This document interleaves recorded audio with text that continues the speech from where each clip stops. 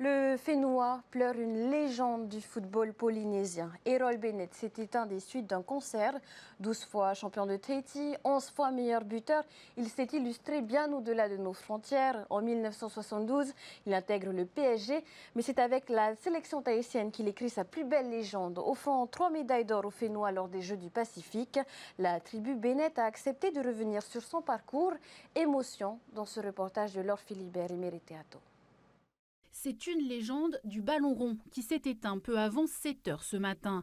Errol Bennett a porté haut les couleurs du football polynésien. Je crois qu'en moyenne, j'ai marqué plus de 30 buts par saison. Sélectionné au Paris Saint-Germain au début des années 70, le sportif reste quelques mois en métropole avant de rentrer disputer les Jeux du Pacifique. Plusieurs fois médaillé, Errol Bennett se battait depuis plusieurs années contre un cancer. Ça a un petit peu surpris les enfants et surtout les filles, elles ont pleuré d'avoir appris que j'avais le cancer.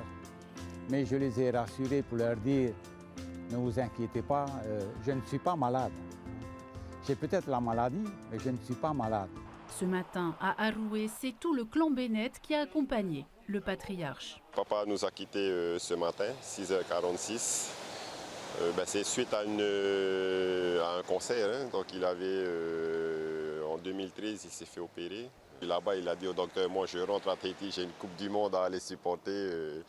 Et il est arrivé la veille du début de notre tournoi. Il avait toujours beaucoup de sagesse. Errol, c'était un homme très digne en toutes choses. La passion du sport, Errol l'a transmise à l'ensemble de son clan. 7 enfants, 26 Motois et 5 Hina. C'était notre pilier, notre exemple, c'était notre force. Et c'est incroyable tout ce qu'il a fait. Et je pense que c'est grâce à lui que le football tahitien a été reconnu dans le Pacifique et dans le monde, grâce à ses exploits. Et c'est vraiment une légende pour nous dans la famille et pour tous les Polynésiens qui entendent son nom. Il n'y a pas un footballeur qui n'a jamais entendu le nom Errol Bennett. Membre fondateur de la Fédération tahitienne de football, Eugène Hairir Aroa perd un ami de 50 ans. Sans cesse, il me disait en tapant sur son cœur, je suis central. Et c'est vrai que rares sont les joueurs d'aujourd'hui qui restent fidèles à un club. Un monsieur comme lui, on n'en trouve pas tous les, je sais pas, c'est un par trentenaire sans doute qu'on va. Je ne vois pas, depuis que Errol s'est arrêté, à ma connaissance, il n'y a pas encore un qui l'a égalé.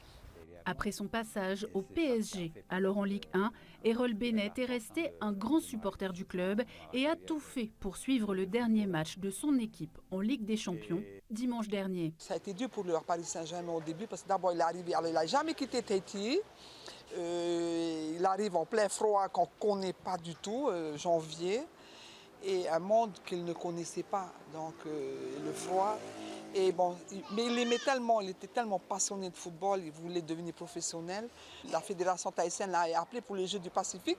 Il a dit, moi je rentre, et puis il y avait Sabel, il l'attendait. Alors donc du coup, tous ces éléments ont fait qu'il est revenu. Il a préféré ici et briller chez nous à Tahiti, dans le Pacifique. Il a essayé de regarder, en tout cas chaque but il entendait, il fêtait, on savait qu'à l'intérieur de lui il était content parce qu'il parlait de ce match lorsqu'il pouvait encore bien s'exprimer. Et il savait que Paris Saint-Germain allait gagner, donc il a voulu attendre cette étoile pour le Paris Saint-Germain avant de partir. Une première veillée réservée à la famille est prévue ce soir à la chapelle de Aroué. Une autre pour le grand public sera organisée mercredi à 18 h à la chapelle de Faripiti.